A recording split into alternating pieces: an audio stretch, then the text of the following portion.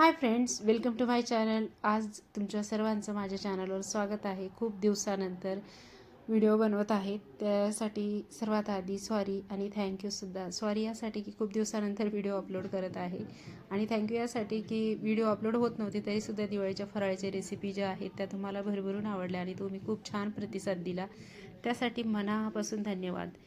तर मी इथं आज तळी उचलण्यासाठी तयारी करत आहे. त्यासाठी कणकेचे दिवे लागतात 5, ते तयार करून घेतले, आणि वरण भात आणि वांग्याची भाजी असा साधा असा स्वयंपाक करून घेतलेला आहे. आमच्याकडं जेव्हा तळी उचलतात त्यावेळेस अशाच प्रकारे स्वयंपाक बनवतात. तुमच्याकडे काय करतात मला कमेंट करून नक्की सांगा. छोटे छोटे दिवे तयार करून घेतले, आणि त्यानंतर पाटावर एक कपडा अंथरला पिवळ्या कलरचा, त्यावरती स्वस्तिक काढलं. स्वस्तिकाच्या मध्यभागी हळदी कुंकू वाहून घेतलं, आणि आपलं जे ताट आहे तयार करून मी या पाटावरती ठेवलं आहे. ताटामध्ये आपले कुलदैवत असलेला खंडोबा आणि तुळजाभवानी मातेची मूर्तीची जी स्थापना आहे ती करून घेतली. त्यानंतर प्रसादासाठी थोडंसं गूळ आणि खोबरं घेतलं आहे, आणि एका वाटीमध्ये भंडारासुद्धा घेतला आहे.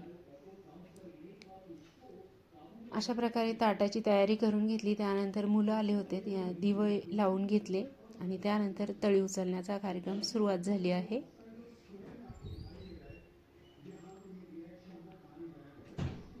हे बघा, तर सर्वजण या ताटाला हात लावून अशी तळी उचलून घेत आहेत आणि खंडोबाचा नावाचा घोष करत आहेत. खूप छान वाटत होतं हे सर्व बघताना. जेजुरीला तर आपण दरवर्षीच जातो, पण ज्यावेळेस आपण अशा प्रकारचे तळी उचलण्याचा कार्यक्रम घरात करतो तेव्हासुद्धा छान प्रसन्न असं वाटत असतं. आपल्या आयुष्यात येणारे प्रॉब्लेम हे कधी आपल्याला कोणालाच चुकले नाही. देवांनासुद्धा त्यांच्या आयुष्यातील जेव्हा ते लिहिलेल्या गोष्टी होतात त्या चुकल्या नाही. त्यांनासुद्धा वनवास म्हणा त्या गोष्टी भोगाव्याच लागल्या. तशा प्रकारे आपल्याही आयुष्यामध्ये येणारे जे प्रॉब्लेम आहेत ते आपल्याला कुठेतरी सोसावेच लागतील, पण ते सोसण्यासाठी एक प्रकारचं संयम आणि धीर आपल्याला देवाच्या रूपाने प्रदान होत असतं. आणि कुठेतरी आपण ज्यावेळेस अशी पूजा पाठ वगैरे गोष्टी करतो त्यावेळेस आपले हिंमत वाढते, आणि येणाऱ्या प्रॉब्लेमला फेस करण्याची एक प्रकारे शक्ती मिळते. व्हिडिओ आवडला असेल तर लाईक, शेअर, सबस्क्राईब करा. थँक्यू.